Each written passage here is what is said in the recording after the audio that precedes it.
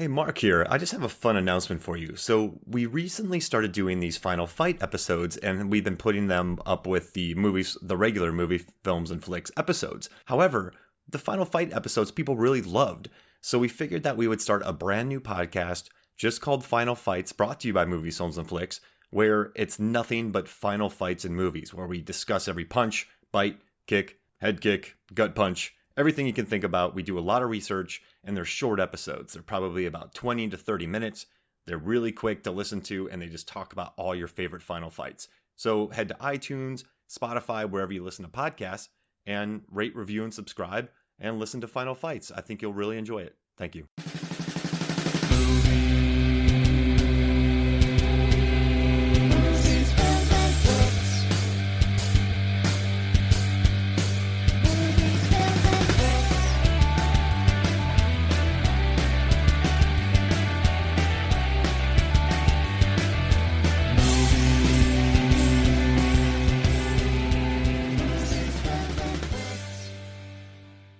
Welcome to Movies, Films, and Flicks. I am Mark Hoffmeyer, and joining me is a woman who always wears amazing scarves while she's fighting zombies. It's Megan Hoffmeyer. I mean, I have quite the scarf collection. You said scarf, right? Yeah. Okay. I do have quite the scarf collection. Now, I read the book. So there's a book called The Zombie Survival Guide.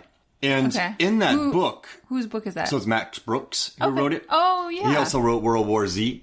And so I was like obsessed with those books. I know how to fight zombies.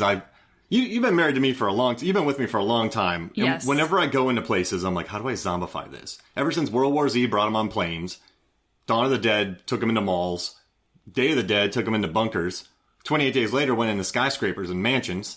I mean, basically zombies have been everywhere. Nowhere is safe. Nowhere is safe.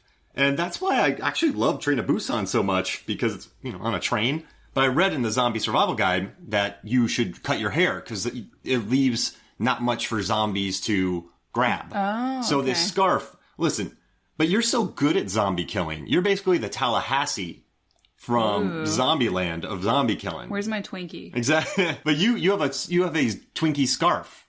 That's how much you love it. Yep. I have an endorsement from them. So they sponsor you to kill them? filling the cupboards. Oh my gosh, I love that. All right, so this movie, I've been raving about this movie since it came out in 2016, right? Yeah, that sounds about right. I mean, I just keep talking about this film. I wrote about it on Movies, Films, and Flicks. I said it was a new zombie classic, and I stand by that.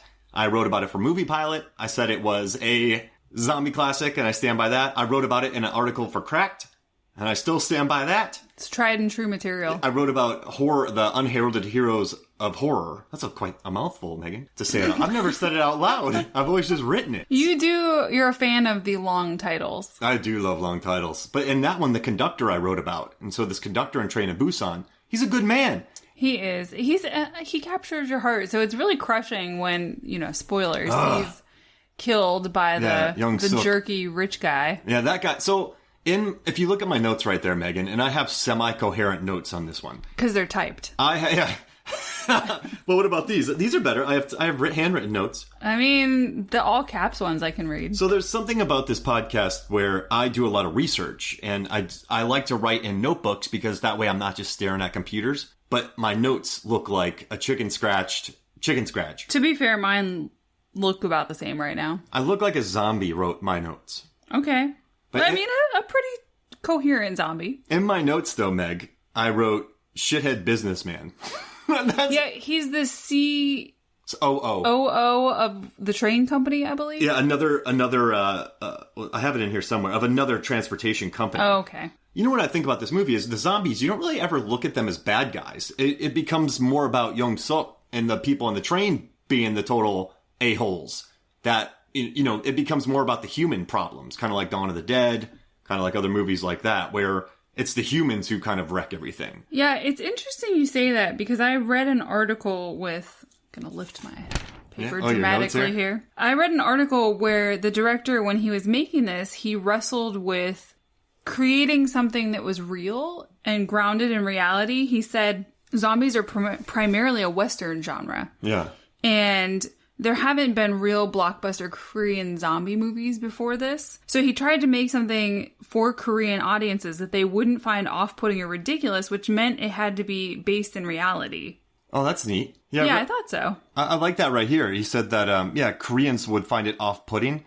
They kind of, right here. I think, did we find the same article? Maybe. They expect them to be based in realism. This was from Screen Daily. Oh, no, I don't think I got that one. But I like that, though. And I think all right, so what we have here is these zombies, right?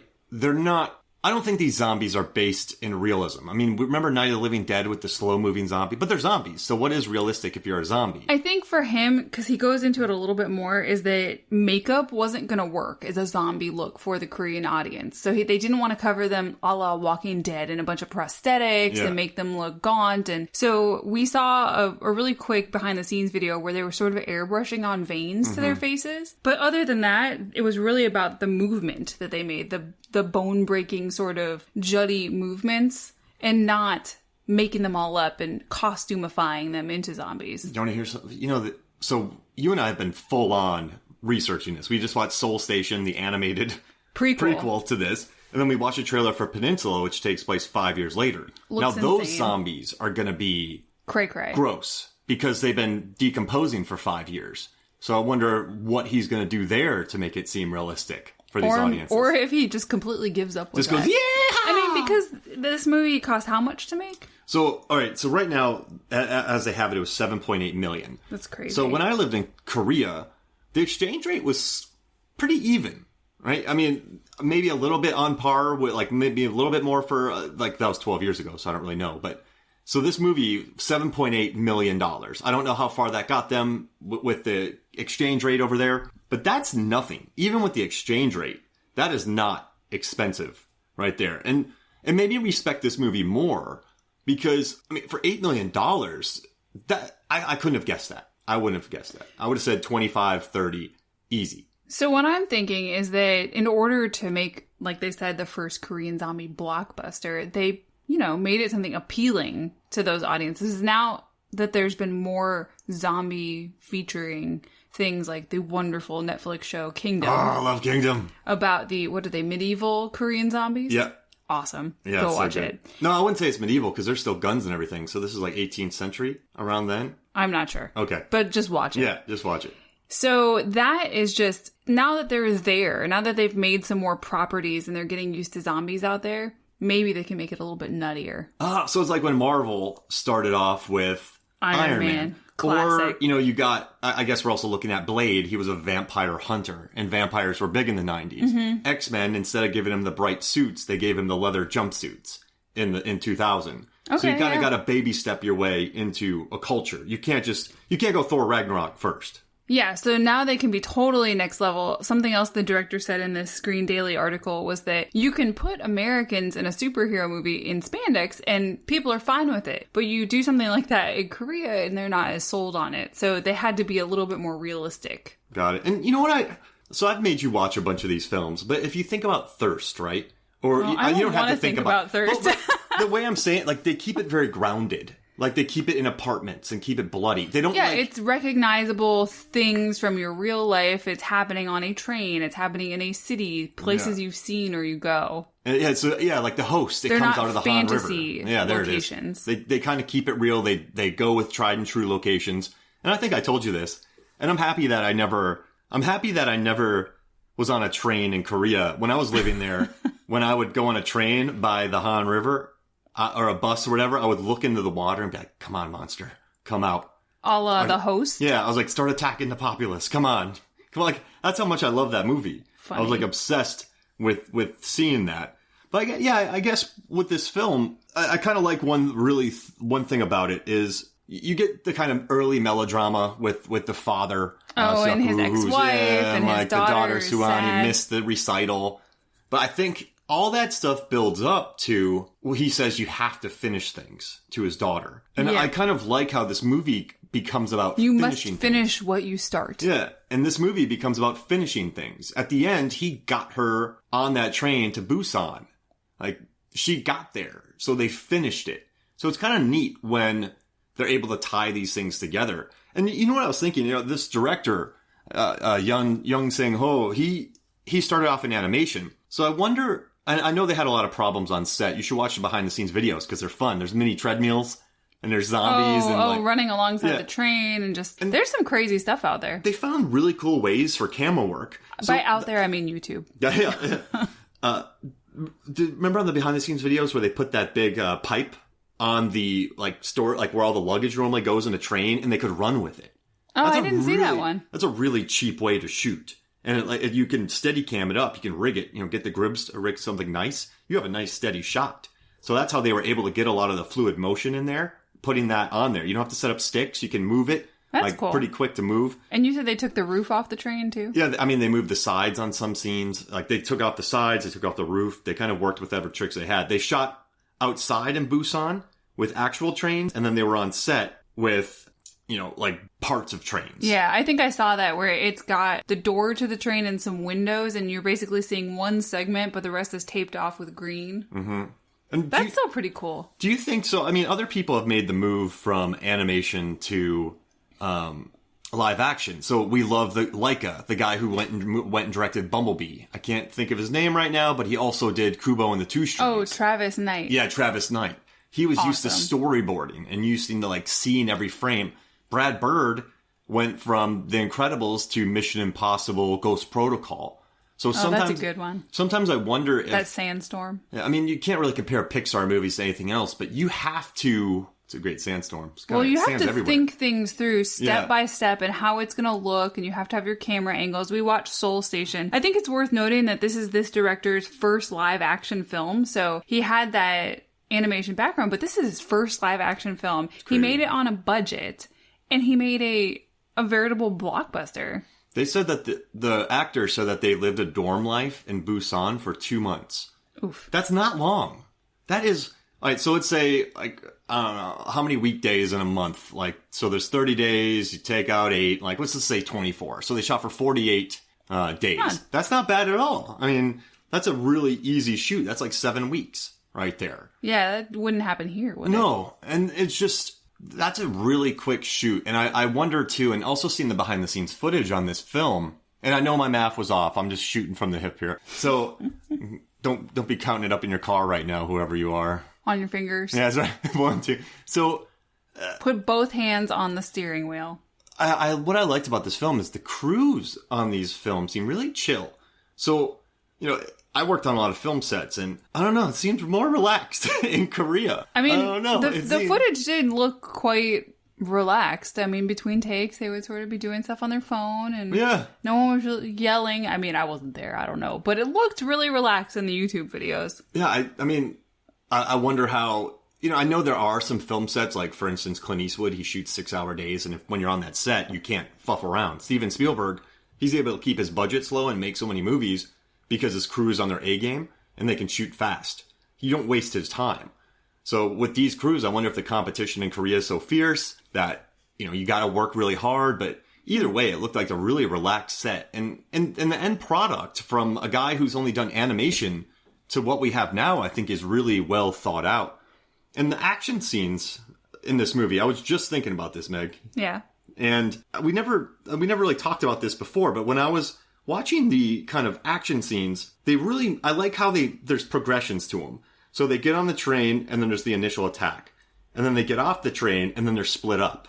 So then they have to go, and get them. And then they have to get back to the front of the train. Mm-hmm. And then once they get to the front of the train, the problems are there. And then they get into, Daejeon? And there's an accident. And they have to get on a train to Busan. So... Oh, yeah. There's a couple trains collided on the track. And so they have to switch trains. The conductor's such a great guy. I know. He does such a good job. He just runs off that train and goes and finds an engine that'll work. He's the conductor that could. But watching this movie, I like the really, it's a smart. First, they get them off the train, then you split them up. And then you get the rescue scene, and then you get them going back. It's just a smart way to handle horror and action. And I think you've been hearing about this for a long time, since 2015. I've included these in random awards. I've written about them in posts, my favorite 21st century horror films. I wrote one of my favorite moments of horror, of any action film really this century, is just seeing people, they get off the train for their first stop. And they are going down an escalator. Mm-hmm. And they come across all the military folks who have been turned into zombies. But just imagine that fear. You're going towards zombies who can sprint. and you're going down on an escalator. I mean, they're very strong zombies. They bash glass until it breaks. I mean, these, like, don't you feel like that's the most helpless thing on the planet? Just there's an epic scene where I don't know his name. The main character? The husband to the pregnant woman. Oh, Sang-ho. Don Lee. Lee, he's awesome. He takes his wife because they see the military, and at first you just see their backs. They have their guns. It looks like they're facing a crowd, but then you realize they're infected. And he picks her up in his arms and tosses her over the escalator onto the stairs so that they can start running upwards. Yeah, that dude's jacked. You found out some cool stuff about... he was an MMA trainer. That's so cool. That's why he's so jacked in this movie. He's going to be in Marvel's The Eternals, and now I'm very much looking forward to it. How many, like last night when he just starts busting zombie heads, I was so happy. But I feel like you can buy him. So like, this sounds random, but Russell Crowe in Gladiator, or Emily Blunt in Edge of Tomorrow. There's very few actors who pull off their action, like Iko Uwais, anything, Joe Tatlin. But those are givens. There's very few who you can just really buy into. And I just believed him crushing all these zombies. Like, he's just a badass dude. I mean, he looks tough. He looks believably strong. It doesn't look like someone just went to a gym for this movie. And you said that he trained Mark Coleman and Kevin Randleman. That's pretty cool. That means something much more to you, so... They were early... So, the UFC, before what it is now, we're talking before UFC 50, before, UFC 25. Guys like Mark Coleman and Kevin Randleman were big names. And Kevin Randleman even fought Voss Rutten for a title fight. Mark Coleman, I think, was a champ for a while, but then they went over to Pride in Japan and had some massive fights over there. And there's a documentary called, I think, The Smashing Machine with Mark Coleman, and I watched it and I loved it. And one day when I was younger, maybe college, late high school, one of the two, I saw them at an airport and I ran up to them. That's cool. And I saw your fights, I know you're Japan. Like, they were gobsmacked. Like, how do you know us? And then they were really cool. Then they went out to get their cab and they missed it. And then they came back and found me and chatted with me more. That's really nice. So when I found that out last night, I got really stoked. That makes me feel like Don Lee would be a nice guy. Yeah. So I was like, back in my head, I'm like, if I ever meet Don Lee, I got something to talk to him about. That's just Can't wait for Dragon Con. But I kind of liked his kid. And also, I don't know what you thought about this too, Meg, but there are some neat little moments in this movie too. Like when they're in the bathroom together. Which group? There's the men in the bathroom and there's the women and the homeless guy in the bathroom. When the dudes are in the bathroom. Oh, okay. When they're just kind of joking with each other about their phones and calling them like a little rat. And like, after they've, is that after they wrapped their arms and they're battling their way through the train? And then the phone rings. They're like, is that your ringtone? Oh, yeah. And then he goes, how do I change it? And they all just... he gets defensive first and then... Yeah. But he smiles. It's very cheeky. It's just such a good character moment. Yeah, I think it's a good moment in that. And I guess we've kind of jumped all over the place, but what do you think about this movie and how it establishes kind of tension at first? Because you don't really quite know what's going on if you haven't watched a trailer for it. Yeah, I think it's good. I mean, you're right. The very beginning is very much about the main character's home life, and then they get in the car, and there's clearly something on fire because there's ashes floating everywhere. So that's your first sort of hint of something. Yeah. And then they get... Oh, actually, rewind to the very beginning. We talked... Dial it back. The sassy truck driver. Yeah, there's a guy going through a checkpoint and they decontaminate his car. It must have been coming from some sort of chemical plant or whatever. There's a spill of some sort. We don't know anything about it. He hits a deer, keeps driving, and the deer reanimates itself and walks away. It's gnarly. So you've gotten sort of hints of it. I think because they don't just throw you into it, there's these little, not over the top dread moments. It is a little bit concerning. And you're wondering what's going on. I like that they give us enough, right, about the biotech district. So you're like, something happened there, and it's spreading. Something seedy. But how cool is that sweary truck driver? He's like, I'm having a shit day. Oh, he was funny. He's I wish we got more of him. His sassy truck driver just driving around. We need a spin-off movie of that guy. Oh, that'd be nice. Him surviving. Mm-hmm. I mean, they're doing sequels and prequels. Might as well give us Sassy Truck Driver. Why not give us some novellas?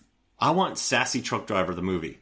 Is that what it's going to be called? Yeah. It's like Kurt Russell's Breakdown, but with zombies. Or Black Dog with Patrick Swayze. But it's with the sassy driver, swearing a lot. I can see a future here. Just busting out F-bombs. But then I kind of like, too, where... I mean, but this movie also has a really interesting color palette as well. Remember in the beginning I talked about how much yellow there was in the girl's room. And then, it's pretty much everywhere in the set design. And then when they get onto the train, it's very, there's no blues. It's very kind of a light blue. And then there's, a different type of orange. Well, yellow, there's a lot of yellow in light blue. That's true. So, do you think they kind of, I don't know, I like that it's not, there's, like Wes Anderson, he deals in pastels. So I kind of like on this movie how it's not really blue, it's not really orange, it's not totally, but I kind of dig how they went about that. So this is, I just bring that up to is thought out. It was a very thought out, it's not just a zombie picture, it's a good movie. To that point, I saw something interesting. So I think it was the main actor, Gong Yoo. Yeah. He said that unlike in America where we have quote-unquote zombie schools, they don't have anyone over there to teach people how to be zombies, this being one of the first ones. So they had hardcore on-set training camps for people, teaching them how to be proper zombies. Can we take a second and just appreciate the Korean extras or actors who are actors or extras or stunt men who are hired to be zombies? Because in Kingdom and in this movie, these zombies are awesome. I'm going to say something controversial. Uh-oh. I think that Korean zombies are the best zombies. I mean, even the MMA fighter Korean zombie. He fought Jose Aldo for the title and lost. And he's one of my favorites. And he just knocked out... Who did he just knock out? He knocked out Frankie Edgar recently. See? Korean zombies. Korean best zombie. Great MMA fighters. Convince me otherwise. But I think there's something about how they lack... there's no, self-consciousness to their zombies. Sometimes I'll watch zombie movies and I'll see a zombie in the background. I'm like... They're not selling it? It's come on, dude. They're not totally into it? I get in Night of the Living Dead. You can tell they feel awkward. In, 68, right? Romero, I teach this to my students, so I'm going to sound really pretentious, but in 68, there were zombie films before it, like White Zombie and all that. But, with Night of the Living Dead, George Romero's idea was, I don't want to make people... I don't know what a zombie looks like, so I'm going to have my friends and actors and cousins and crew people who are being the zombies because we have no money for extras. They can do what they want. So in Night of the Living Dead, that established for the next 50 years what zombies were. And it was just people wandering around going, yeah, I think this is what a zombie is. And so I think, another thing that they talked about with this is, the next 50 years, people are kind of mimicking what people came up with on the spot in Night of the Living Dead. But in Train to Busan... And even 28 Days Later, to a certain extent, just so angry and pissed off. But in this one, there's the bones cracking. There's the kind of body manipulation. Oh, yeah, it's so gross. And that happens in Kingdom as well. I would say Train to Busan and Kingdom have very similar zombies. I mean, they called it bone-breaking choreography. And that's the same in Kingdom in this. And I think that's kind of where the zombies... And yeah, I think that's kind of where the zombies are different than the normal stalking zombies or the running zombies. But you watch a lot of them and it's just and you don't buy it. It takes you out of it. But in this one, I didn't see a zombie that took me out of it. But the one thing, I guess, complaint I have is, I love World War Z. They are fast. I love the ant zombies. But in this one, I guess the limited budget, you can it throws you out the big jumbo piles of zombies. Yeah, and I did see that the director mentioned they had trouble with some of the CGI. So they would... often have to do 20 plus takes because of the CGI or focus problems. Yeah. Because of all of that. But, oh, wow. I don't know. Who do you think are the scariest zombies? Okay. So, this is coming out before our Night of the Comet episode. So, we have a Night of the Comet episode coming out in about a month, sometime in there. And we discussed it on this. And I guess you can look at it a few ways. You have the original zombies who are the slow zombies from Night of the Living Dead, Dawn of the Dead, Day of the Dead, Walking Dead, those kind of zombies.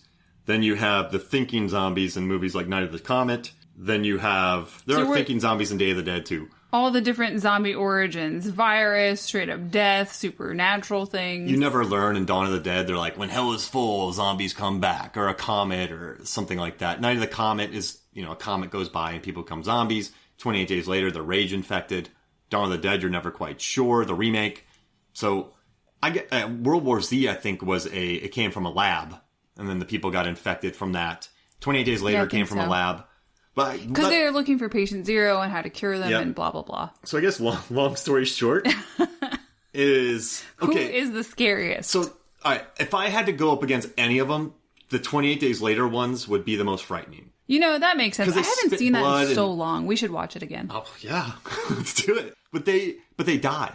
If they don't eat, they die. They don't. They're not that's immortal. a whole nother part of zombie origin mythology. Do they eat things? Do they just sort of? So these zombies just fart out eventually when there's not enough food. Ew. Well, yeah, they just fart to death. Gross. But yeah, they peter out. They don't have food till they die. So 28 days later, they're dead, right? Mm-hmm. There's not that many more running the earth because they just don't have sustenance, food, their bodies break down. Then you have movies like, Dawn of the Dead or Night of the Living Dead where they stay alive forever. But I think the scariest ones for me are probably, I'm so nerdy right now and I love it, Dawn of the Dead, the Zack Snyder remake, because they're just fast and mean and they're kind of smart and surprisingly athletic. Or, the World War Z ones. They're... Yeah, you brought that up. They're truly effing scary because they can bring down a helicopter. Yeah. And they jump on top of each other. I know. And they topple walls. And they're very fast. But at the end, remember when Brad Pitt kind of made himself invisible to the chomping zombie? Well, that's because they were sort of in a dormant state, right? Yeah, if you make yourself sick, then they don't attack you. Yeah. Mm-hmm. So it's like, there's a cure for that. So you got to go Dawn of the Dead, because they don't care. The fast ones are just going to rip your face off. So I'm going Dawn of the Dead, Zack Snyder, as the scariest. What about you? I think these are pretty scary. The ones in Kingdom were very scary. Now, there was a cure for the ones that weren't dead yet, but that was freaky. Yeah, they were creepy. I don't want to go into it because it's still season 2. You find out the origin story and all that, so I don't want to give any spoilers. Watch Kingdom. But they were scary. Very scary. And the way they would chase people through the woods. Bad. And then he would just wake up when everything got cooler at night. Jeez Louise. So you know what then? They're scary, but they also, when it's hot out, I think so. Yeah, when it's cold, they were more active. So the Dawn of the Dead ones just run around like maniacs all the time. Megan, yeah, but can you imagine if you're just unwittingly walking around, you don't know there's zombies, and a chilly spell comes along, and then, rah, zombies. I should do an infographic. I feel like you could never let your guard down. At least if you lived in a world where you knew there were zombies, you would be more on your guard. What if these things just wake up? Yeah, it's true. Then you get more relaxed. Oh, it's hot out. We'll be fine. Yeah, it's fine. Man, you got me freaked out. I'm looking around right now. I can't have a hard time focusing. It's dark and windy and ominous out there. You don't know. But I guess with this film, Train to Busan, I also like when, they get going just in time. Because remember when they're leaving and the little girl sees the person at the door just getting wiped out, jumped on? They get gone just in time. It's freaky. That train leaves the station just at the start of things. They only get one infected person on there, and it all goes bad. Sets off a whole chain of reaction. And then she starts munching on the attendant. Could you call it a train of reaction? Yeah, a train reaction? Train reaction. We got there. Hey, you want to hear something funny? Yeah. So the lead actor, again, the dad of Soo-an, Gong Yoo, he said he's very easily scared, and he was scared of the zombies. Yeah, it's funny. And often when he was fighting them, it was complicated because he didn't know exactly where to strike because they were acting their own sort of methodology of twisting and being a zombie and convulsing, and he didn't know where to deliver blows and whatnot. Whoa. Also, he just said it was scary, and the director would yell cut, but the zombies wouldn't hear, and they would keep running at him. Freaky. Oh wow, that's neat. You know what can I tell you what my favorite part about working with zombies is? What? So I've worked with zombies in the past on some movies. I guess I won't name them. Do they hang out with you at the crafty table? Do you get coffee? Yeah. So what they are is on a lot of films there's background zombies, so they kind of go in their background tents. They get the normal food, but then the hero zombies, they get to go drink cappuccinos, and because they're the actors, you bring them in. A lot of the Descent, Neil Marshall, the Crawlers, he brought in actors to play them. With a lot of these specialty zombies, they're actors that are brought in to do it. That's a very American thing because it's well established here. I thought that was so interesting that they said that about Korea, that it was new there, but we do zombies here. And they were but I think they do zombies better. We established that, right? Yeah, oh yeah. I just like drinking coffee with zombies, because on film sets, I've talked about this a lot on the podcast, I drink a lot of coffee on film sets. So I just like hanging out with zombies, watching them, hanging out with them, drinking coffee, eating biscuits. Mark, very often when you came home from set late at night, you were basically a zombie. Yeah, it was. Right. Yeah, I tried not to be cranky, passed out. No, you're just sort of tired, bleary eyes. I was working all night and then driving home in rush hour traffic. Like, hey, let's rap when traffic is worse in Atlanta in the morning. It was fun, though. It was good. Thinking about the movie gives me goosebumps. Oh. Hey. So, no, it was a great experience. But, all right, how about this? Let's take a quick break. And then when we come back, we will talk more Train to Busan. Welcome back to Movies, Films, and Flicks, and I was just informed about something. So on my notes, I have written out Conductor Awesome, but the awesome is in lowercase, so I really missed an opportunity. I think it should be Conductor Awesome as a name. Like, that's his name, Conductor Awesome. Is there an awesome font? Is there a font? There's a font for everything. So we need to find the awesome font. We will. We'll go on Font Face. We'll check it out. Now, I know that people joke around saying that awesome means inspiring awe. So, Eddie Izzard has a joke about it, where you're in space and you look at Earth, that's awesome. Mm-hmm. But if you're eating a hot dog, you're like, this is awesome. I guess the hot dog's not really awesome. But what about if you saw 1 million hot dogs? That would be really awesome. They could be inspiring awe in your taste buds. Yeah, you're right. Oh, yeah. I mean, let's say you're not expecting much, and it hits you, and you're like, whoa, that was awesome. Maybe it's a hot dog from Gourmet Makes. Oh, my gosh. Could be awesome. Gourmet hot dogs? There you go. Are there hot dog snacks? Wait. Did they remember? Yeah, what were those little ballpark hot dogs? The little bite-sized ones? Can you gourmet make those? Me? Yeah. No. I'm sure she could. Claire, yes, Claire Staffitz is a magician. She needs to be cranky while making. Cranky. I'm cranky. So I think one of my favorite moments in this movie is when there is Jungkook and then let's see Sang-ho and Sakwoo. When they are running through the train. So that's the dad, the badass with the scarf, and then the baseball player, who is played by Choi Woo-shik, who was in Parasite. And I kept saying that over and over because I love Parasite. But I like the scene where you have the badass up front with the scarf beating people up, and then the two guys in the back with baseball bats just cleaning up for them. I like when he finally knows he has to start fighting Don Lee, who is the badass with the pregnant wife. He takes off his scarf. And he's like, I gotta get in there, take off the scarf. He means business now. Yeah. Another fun note I had here, too, was at the beginning, when they get on the train, they sort of show you who all the people on the train are, which is great stage setting. Yeah. They show you the different parts of the train, which it's often referred to as the classes, but really it's different fare sections. It's your sort of economy, like on a plane. You're going to put the baseball players at economy, like the high school team. Yeah, but you've got those. You've got the car with the sort of table in between you that's probably more expensive. You've got the ones that are more like first class seats that are a little bit bigger, and you probably get food service and whatnot in that car. But anyways, they show you that. So they establish what the train looks like on the inside. And then they show you all the different people who are on the train. And one of them is the baseball team. And they're putting away their bags and they're teenagers. They're joking around with each other. And I wrote down baseball team equals baseball bats. Yeah. Because they definitely use the bats later. Yeah. And I just love that it's like there are baseball bats in here. One time when they're crawling through there, I think someone thinks of the baseball bat and they grab it from up above, and it's the dad. Yeah. And he starts whapping something away from him. Well, before that, he starts knocking people with it. So great prop. Yeah, it was smart to add them on there because you have weapons that are believable. Yeah, if it was a basketball team, they're not going to hit people with basketballs. You throw that thing and it's gone. Megan, this won't kill zombies, but I got a concussion from getting hit in the head with a basketball once. But that's my point. You throw the thing and it's out of your hands. Yeah, you're right. You've lost your weapon. Actually, a zombie would not worry about a concussion. No. You could take one zombie out, but you're not getting the ball back. Wait, have you seen Deadly Friend? No. It's a movie by Wes Craven where an android throws a basketball and it makes a woman's head explode. Okay, but you're still not getting the ball back. No, you're 100% right. Yes, I would rather have... What sports would you want, a fencing team? Fencing, maybe cricket, lacrosse. Ooh, anything with a sword or a stick involved, I think would be preferable. Because if it's just a ball sport, you throw the ball and you're done. So Shaun of the Dead, he used a cricket bat. What would you rather have, a cricket bat or a baseball bat? I can't say I've ever seen a cricket bat up close, so maybe either. They're flatter, right? They're fatter. But I guess baseball bats you can grab, right, on both sides. Cricket, you can't, you get the handle than the other part. Maybe a field hockey stick? Oh, that'd be good. The little pointed end. Well, hockey stick seems a little bit They're longer. lightweight. You could keep the zombies back. Yeah, but they might break easier. Yeah, it's true. Baseball bats are the best. Well, if there's a rocket launcher sports team. Yeah. I want that. I want to be on that team. Yeah, where do we sign up? How do we play this league? Actually, I don't want to be in that league. I'm sure they would keep it safe and give you proper gear. Like in Speed Racer, when you're irresponsible. When your car wipes out, you get surrounded in this bubble and you don't die.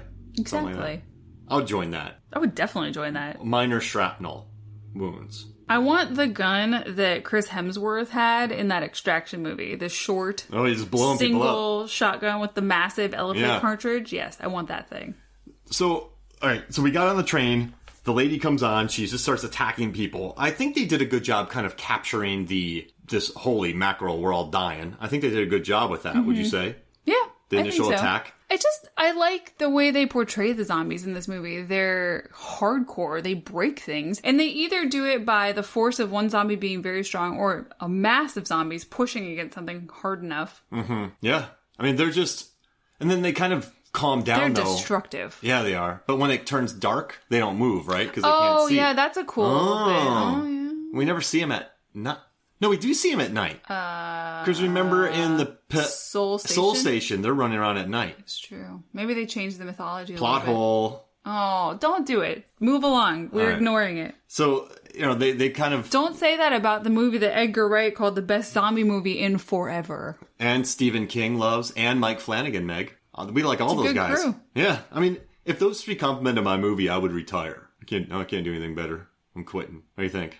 Mic drop. Mic drop. I mean, Stephen King, you'd have to get Guillermo del Toro in there, too. I mean, we could go research and see what he's... Oh, yeah, he probably had... Yeah, you know what? We should. We should look into that. List or something? Oh, yeah, I guarantee that movie's on there. But yeah, so the initial attack happens, and then I like that they get to a place where they're supposed to stop where the military is. And I kind of dig just the all-out kind of melee. And I think that's where the dad finally starts stepping up. Because remember, he's kind of a punk in the beginning. Mm-hmm. And, Badass with the scarf is making fun of him. Well, doesn't he yell at him to hurry up? And he calls him some name. Yeah, chicken or something like that. I like that. So, and I'm not trying to be rude about this at all, but his name is literally in the credits Homeless Man. Yeah. So we have a character who is a homeless man, and his name is Homeless Man. Yeah.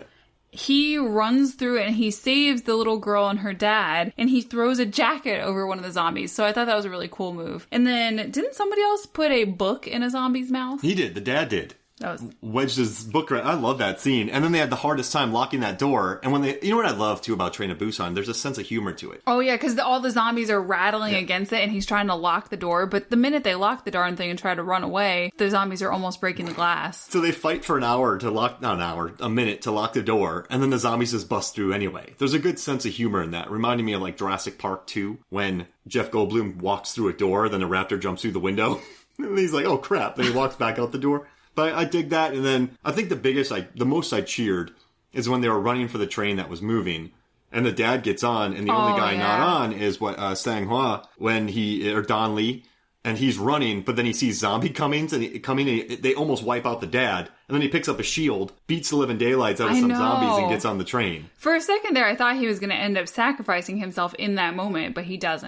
No, he's got to get his wife. Mm-hmm. And then they set up, and you know what? I liked his wife a lot in this. I thought that she was kind of cool, like Seong Kyung. I think she had a little bit of a sassy side to her. Yeah. She obviously appreciated that her husband was watching out for her. She managed to run through everything and save Sue-Ann in the end. So, yeah.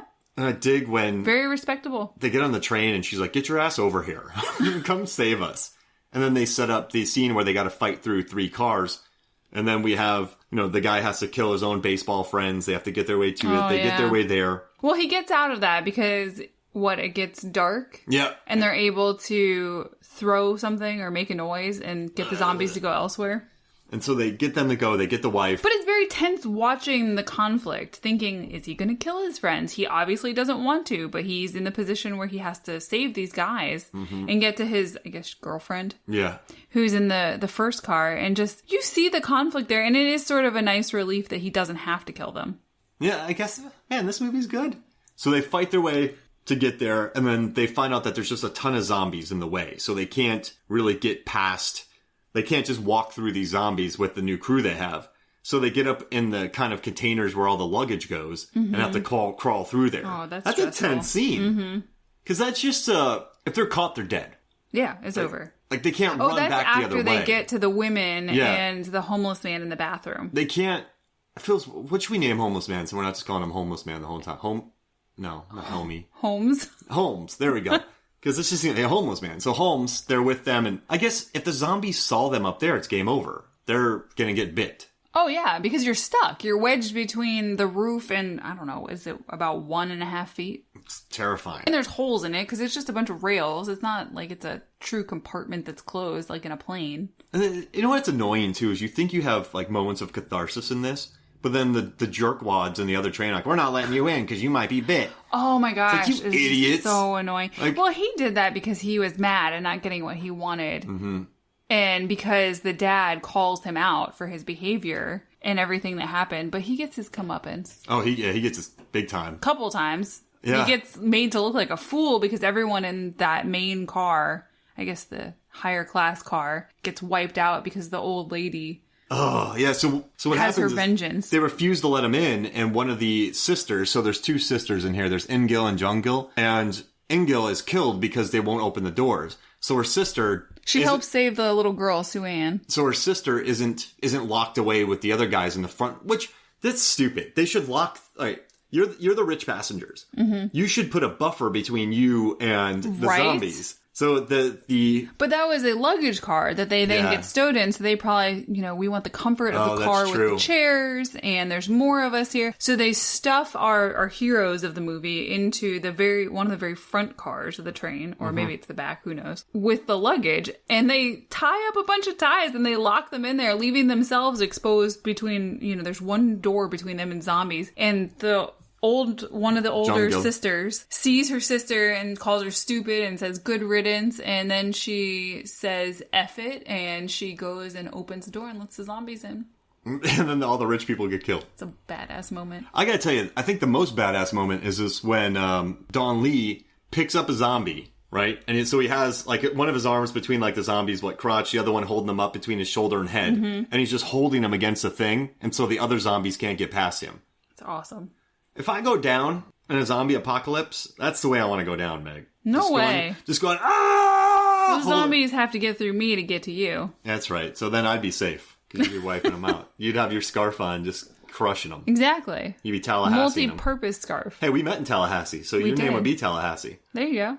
I'd be, well, if I had a city name, what would I be? Sheboygan. Sheboygan? I like that. Sheboygan. That's where I was born. I'll take that. So...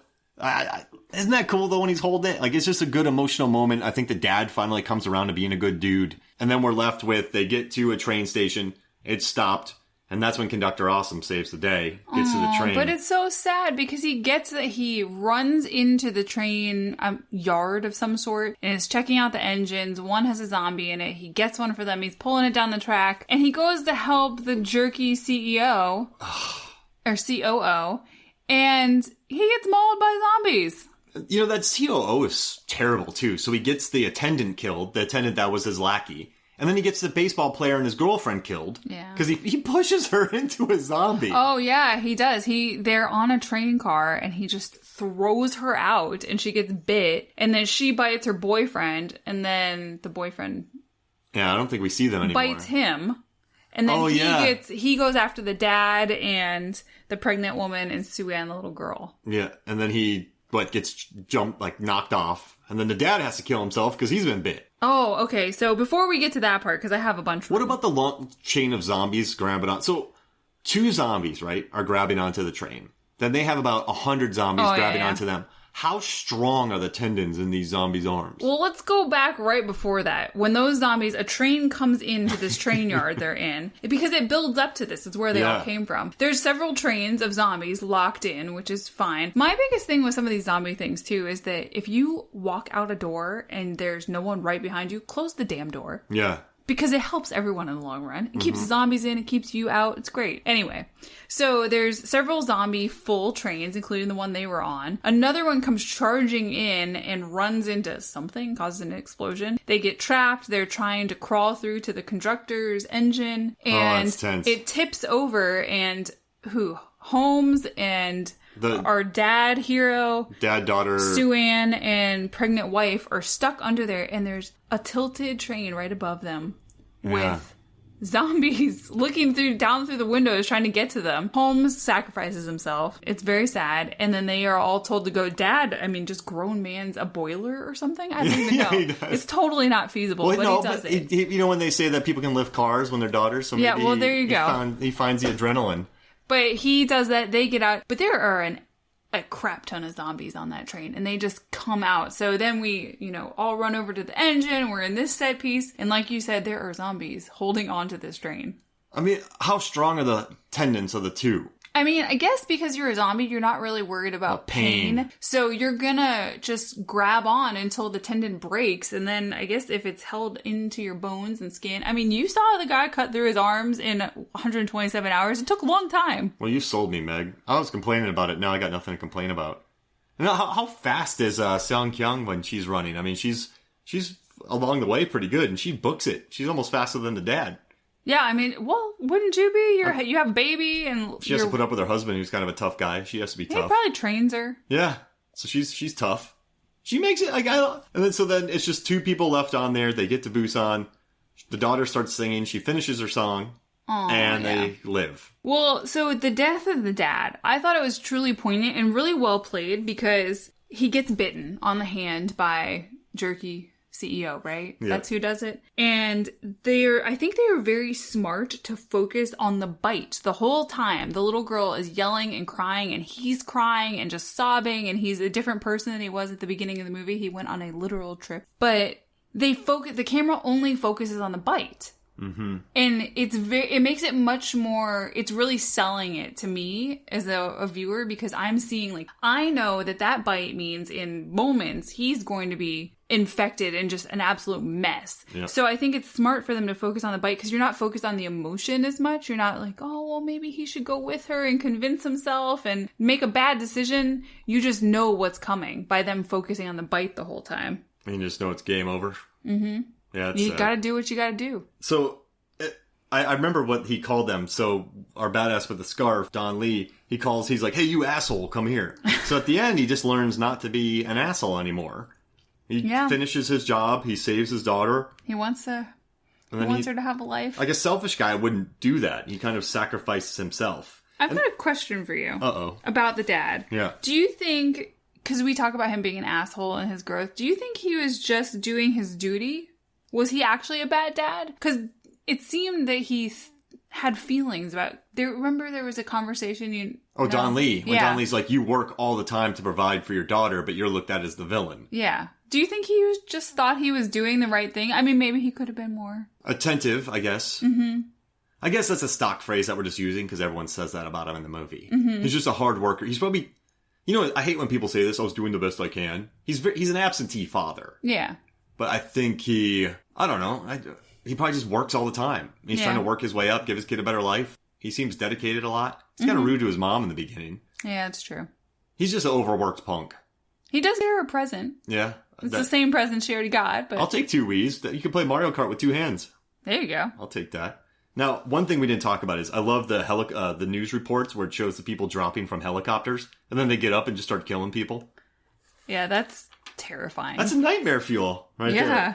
I would not want that. But I don't know. You want to do something real quick? What's that? Also, I just want to say, I really love the piano score in this. I think it builds. I think it does a really good job. I don't know if you paid attention to that. I did not pay. I was so stressed out by watching the movie and reading the dialogue and just everything. I did not notice the score. I mean, it does a really good job of kind of building the tension. And it's classy, too. It's a classy little... Love a classy score. Now, this movie made close to $93 million worldwide. That's a serious return. Isn't that awesome? Yeah. This is a movie that deserves it. On a let's just say, in our concern, an $8.5 million budget, it brought in 92.6. That's cool. And it was a big movie in Korea. It was big overseas. It didn't really hit too big here, but it sold a lot on demand. And it's, right now it's free to watch. And everyone's writing, watch Train to Busan for free on Vudu. So there's places where you don't even need to pay to watch this movie now. What else is it on streaming? Well, it's on Netflix. I think it might be on Shudder, but it's free. It might be on Tubi. It's free. So I think a lot of people have it. Yeah. So I think, there's no reason not to watch it. I have something for us now. Okay. All right. You ready for this? I don't know. It's a surprise. What is it? We're going to do a draft. Okay. And we're going to put on Movies, Films, and Flicks Facebook. All right. And this draft is going to be about movies that take place mostly on trains. Okay. All right. I can do this. So we're going to go... All right, Megan, pick a number between 1 or 2. Pick 1 or 2. 2. 2? All right. That's the number I always pick, so you get to go first. Oh, yeah. I only ever pick 2. I'm waiting for the day that someone psychs himself out and picks 1. So, Meg, you get to pick the first movie that takes place on a train. Mostly on a train. Oh, man. Do I do the bad thing and pick Train to Busan, or do I pick something else? Oh, that's tough. You know what? Because I know there's another movie that you're probably going to pick. I'm going to pick that one instead. Oh, man. Snowpiercer. Oh, no! Why would you do that? Because I live with you. Okay. All right. Well, I'm gonna go Train to Busan. I love Snowpiercer. That's fair. I went to totally go watch fair. that movie in a almost an empty theater. I went to Phipps, Meg. I went to Pretentious Buckhead and watched it by myself, Snowpiercer, and raved about it. Yeah, you did.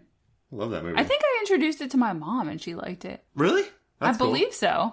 That's one of the first movies. One we of ever those talked about times on when you this were podcast. traveling for podcasts or events or something. Hello. All right, Meg. What's your second pick? Ooh, I'm gonna go with Trans-Siberian. Ooh, that's a good one. Because that was really messed up. Yeah, we like that one a lot. That was a good movie. Well, I'm gonna go Source Code. Oh man, I have that down here too. Shoot. I love that movie. All right, what are you gonna do? Okay, can I ask a question to see if there's a movie that counts? Yeah. You know what? Never mind. I'm gonna go with From Russia with Love. I'll give it to you. There's a lot of train on that. I know. Some of the greatest train fighting. I wish they spent more time on a train and Euro trip. Miss Scoozy. Excuse me. Oh, Unstoppable. I'm picking that for my third pick. That's a very good movie. I'm gonna do something that you might get mad at me for. What? Darjeeling Limited. Evil. It's my favorite director. I didn't even pick it. Man, I get too crazy with these things. Oh, well, I'll just do the Hitchcock classic, Strangers on a Train. There you go. Some good train movies. I'm realizing now this is my stock phrase that I use for everything. There you go. So, There you go.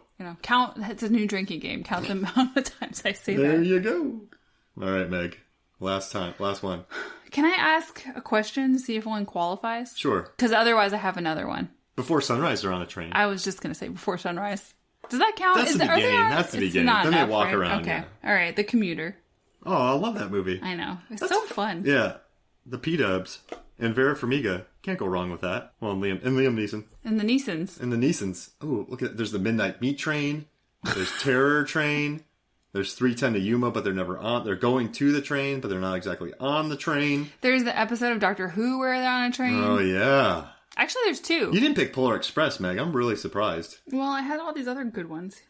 Oh, gosh. All right, so I gotta find one here. There's Murder on the Orient Express. There's Girl on a Train. There's All right, I gotta. so many movies. All right, let's see. I don't want to do. I don't want to do Murder on the. I guess I could do the original Murder on the Orient Express. That's a good one. But I'm not going to do it, Meg. I'm going to go crazy. Go crazy. And I'm going to do The General by Buster Keaton because it has some of the greatest train gags ever put on screen. Okay. Remember the scene where Buster Keaton is on the front of the train kicking stuff out of the way? I do not, but was the good and the bad and the ugly mostly on a train? But yeah, watch. No, not the ugly, and the good, the bad, and the weird. There's more train. Okay. But watch, Meg. Watch clips from The General with Buster Keaton. Blow your mind. Your mind will explode. I don't want my mind to explode. Fair enough. What about the Great Train Robbery? Well, there's some really good. Yeah, there's some good ones. There's a really great one with John Voight. I mean, we missed a lot, but I'm happy. I'm very proud of my squad. I'm mad with your squad. That's fine. You picked I Darjeeling came Limited. prepared. I hate it. See, I know you and your whole thing about polls and drafts. I prepped. All right, so go to Movies, Films, and Flicks Facebook. The day after this is released, I'll put the poll up. So go on there to vote for Megan or myself. Go on there to vote for Megan. Final thoughts about this movie? Oh, you go first. I'm sure I have a thing written down here. I just have to find it. I know a lot of people are throwing around the term greatest zombie movie ever. And do I think that it's on level with Dawn of the Dead, some of the classics? No, but I think it is one of the best zombie movies. Gasp. Trust me.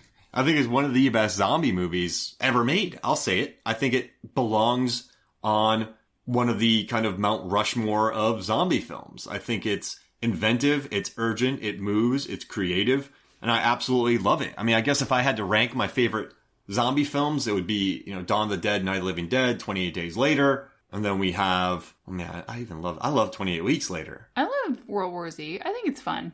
This would be maybe number 5 for me. I would say 5 or 6. But I mean, there's a lot of zombie movies, and I've watched a lot of zombie movies. Yeah, I mean, it's fun that we've gotten to a point, like we mentioned earlier, that there's so many different zombie types of origins. There's so many, just zombie physicalities, or do they eat brains? Do they eat food? Do they eat blood? What happens? Do they eat it all? Life After Beth. Oh, that's right. Plaza. That was a crazy one. What about... Oh, shoot. I didn't pick the Jim Jarmusch. Wait, the Jim Jarmusch movie. What, Only Lovers Left Alive? No, the zombie one. The Dead Don't Die? Yes. Oh, yeah. Totally. Oh, crap. That's one of my favorites. Can we go back? Those are my favorite scary zombies. Because they're not scary at all. Coffee. iPads. Ghouls. Oh, man. Can we... Are there wild animal? Are there wild animal attacks? But that's not on a train. We just a train. Oh, that's right. Zombies. Darn it. We need to do a zombie draft. Okay, I'm in. Let's do it. Me and you. Right now. Characters? Zombie characters from zombie movies. Draft. Me and you. And we'll do a full episode. Oh, wow. Okay. Me and you. All right. What do you think? Sure. Or we could talk about 28 Days Later, or Life After Beth, or The Dead Don't Die, and we can do one then. Okay. Sold. We'll do a zombie series. How's that? Yes. All right, that sounds good. So for me... Wait, my final thought. Oh, sorry. My final thought is just remember, when you watch this movie, baseball team equals baseball bats. I love that. So whenever we travel, we need to see who's on the train first and find the safest one. We need to scope out the luggage. Yeah, and see what's there. For our options. We've been on those big trains. Mm-hmm. Remember that one time when we stuffed your dad behind all the luggage? He would have been safe. Yeah. He either would have been screwed or safe. There's a picture of that somewhere. It's very funny. They would have run by him and not seen him. 3 suitcases blocking him in. He loved it. He was like, I'm on my own. I've been with you guys for like a week. He's like, I got a whole extra seat here. This is quiet time for me. I don't have to be by you guys. All right. Well, thank you for joining me, Meg. Anytime. All right. So for me, Mark Hoffmeyer, and for Meg, wears a scarf while killing zombies. Hoffmeyer, this is Movies, Films, and Flicks. We'll see you next week.